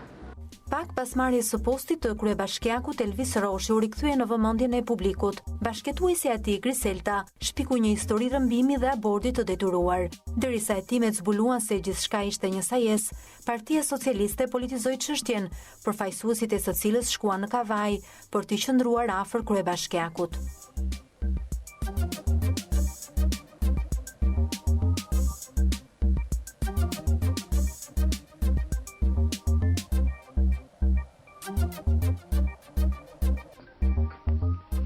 Me ardhjen në pushtet të socialistëve në 2013, opozita ktheu në kaos dekriminalizimin, ndërsa fliste për të zgjedhur në parlament dhe në pushtetin vendor, si dhe të emëruar në institucione me të kaluar kriminale. Akuzave të opozitës nuk i shpëtoi as Elvis Roshi. Me afrimin e zgjedhjeve vendore të 2015 dhe vendimin e Edi Ramës për të rikandiduar të përzgjedhurin e tij në Kavaj, bëri që nga opozita të thuhej me zë të lartë ajo që përflitej për të shkuarën kriminale të Elvis Roshit. Ka ndryshuar dhe emrin duke menduar se mund t'i ikin gjykimit drejt popullor. Kanë marrë arratin identitetin e tyre, siç ka marrë arratin kryeministri në llogjet e propagandën e tij boshe, por nuk do të mund t'i ikin këtij gjykimi. Por as akuzat e demokratëve dhe as thirrja e ambasadorit Lu për të shmangur nga kandidimi persona me probleme nuk ndikuan në vendimin e kryeministrit, i cili mori në mbrojtje Elvis Roshin. Më thanë që ka ardhur Luli këtu në Kavaj, edhe ka bërë pyetjen si e quajnë kryetarin e bashkisë Elvis Roshi apo Ervin Roshi. Dhe unë kam një pyetje tjetër, si e quajnë kryetarin e PD-s, Sali apo Lul? Se përsa i përket kryetarit bashkisë, e quajnë Ervin, e quajnë Elvis, e quajnë qytetarin e parë të Kavajës. Me hyrjen në fuqi të ligjit të dekriminalizimit, kryebashkiaku i Kavajës, si gjithë të tjerët, ishte i detyruar të plotësonte formularin e vetë deklarimit. Publikimi i tyre konfirmoi se Elvisi më parë kishte pasur emrin Ervin. Kishte qenë i dënuar në Gjermani, por nuk e mbante mend arsyen. Ky fakt u vu në dukje në parlament edhe nga Ben Blushi, I cili më pas mori dhe një mesazh kërcënues nga kryebashkiaku I Kavajës. Mbasi folën në parlament, nga një mesazh. O Blush thot, jam Elvis Roshi. Unë nuk kam bë asnjë krim, si thatë ju. Dhe shumë shpejt do dali për sqarim publikut, por borç nuk kam ty me tjerë kacasharje që pa e kursej publikut, se unë e neveris të lloj qenie. Po çon si ka? Tani kam një pyetje për ty, Rame. Ky e ka emër Elvis apo Ervin? Pse po janë nxin faqen këtë vendi? Kë përfaqësoni këtu gjithë llumin e Shqipërisë? Çështja është pse nuk I kap ligji. E di pse? Sepse I mbron ti. Ben Blushi nuk mori përgjigje për pyetjet që I drejtoi kryeministrit. Elvis Roshi pranoi se kishte bërë kërcënimin me argumenti se Ben Blushi kishte folur ndaj tij me gjuhën e Berishës.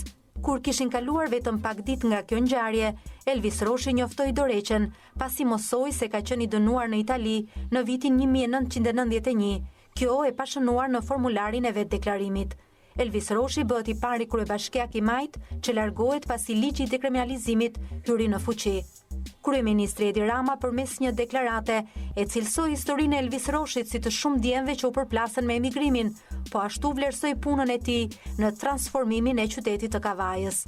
Sipas kreut të qeverisë, në Partinë Socialiste ka fituar një parim I panegociueshëm që kur një fakt I provuar nxjerr një problem me drejtësinë, pushteti nuk futet mes drejtësisë dhe cilit do mes socialistëve.